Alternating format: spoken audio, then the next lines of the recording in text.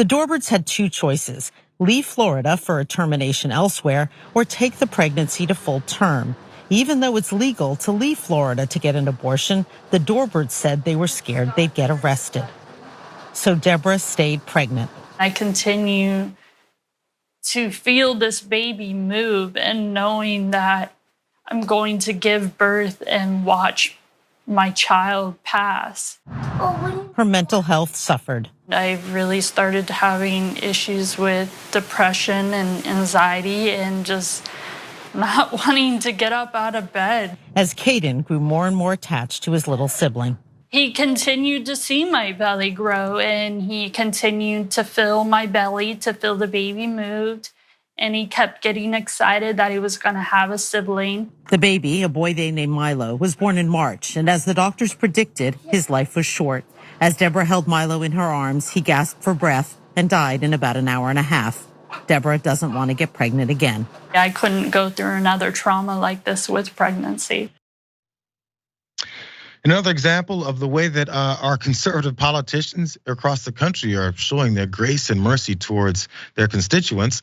Down in Florida, the Dorberts family here had to go through one of the most traumatic and life-changing experiences, as Deborah there was forced to give birth to a child that was doomed to die. I was told this by medical experts, but why listen to them? The circumstances that led them to this point and everything that they went through were startling and they were detailed further. Let's watch. At an ultrasound when Deborah was 24 weeks pregnant, the doctors had terrible news. The baby has no kidneys and you have little to no amniotic fluid. The doctor said the baby was sure to be stillborn or die quickly after birth, and Deborah was at an increased risk of a potentially deadly pregnancy complication. I broke down crying in the room. It's a rare condition called Potter's syndrome. In many states, doctors offer to terminate such doomed pregnancies, and that's what the Dorberts wanted to do. But their doctors said it wasn't possible because of a Florida law passed last year that bans nearly all abortions after 15 weeks. The moment the law came out, I think everyone was scrambling to try to figure out what exactly was that language intended to convey. Doctors found in violation of the law can face heavy fines and even prison terms. So that's the setup here. As then this woman, as you saw, was dealing with a life-threatening pregnancy, not only to herself, but also to her baby, as it was diagnosed that they had these issues. So of course, she was then forced to carry this baby to term. So while they were mourning the loss of a baby that then was created to be so much more traumatic than it normally would have been. One of these God-fearing politicians that was a co-sponsor of one of these bills that made sure that the Dorberts were forced into this position. Her name was Jenna persons-mulika. And this is the way that she celebrated as they passed another one of these bills to restrict people's access to living their lives and actually not having to go through these traumatic situations. Let's look at the way she was acting. Today we lead, today we stand for life. We stand with mothers and we stand with Florida families. And by your vote today, we change the culture of abortion to a culture of life. Please clap moment there for persons-mulika. But still, she's very happy to bring this new approach to life instead of death. So what about this particular situation? Maybe she overlooks these types of things. She does have a heart, maybe some of her supporters may say. So what would she have to say as CNN reached out to her about this particular situation that you just heard about and the devastating trauma that this entire family has gone through? When told about the Dorbert story, Florida Representative Jenna persons-mulika, a sponsor of the Florida abortion law, sent CNN this statement. We are providing mothers with the resources they need to raise healthy children, empowering doctors to help their patients make informed decisions, and shifting the conversation to valuing life. Does that look like an answer to the question? Does that look like she's approached anything at all that had to do with the Dorberts and the situation that they're going through? Put it up, oh yeah, there it is, one more time. We're providing mothers with the resources they need to raise healthy children, are you? Empowering doctors to help their patients make informed decisions. No, they're not. And also shifting the conversation to valuing life.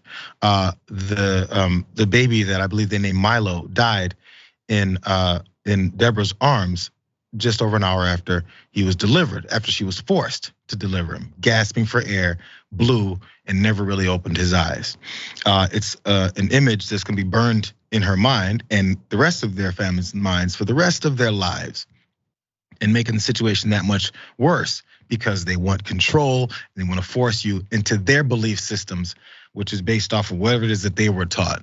I get the feeling they wouldn't want this done to them. One last part here, Jackson, before you jump in. Laura Bassett, she's the editor-in-chief of Jezebel, and she tweeted this out as also another aspect of being asked of the same representatives.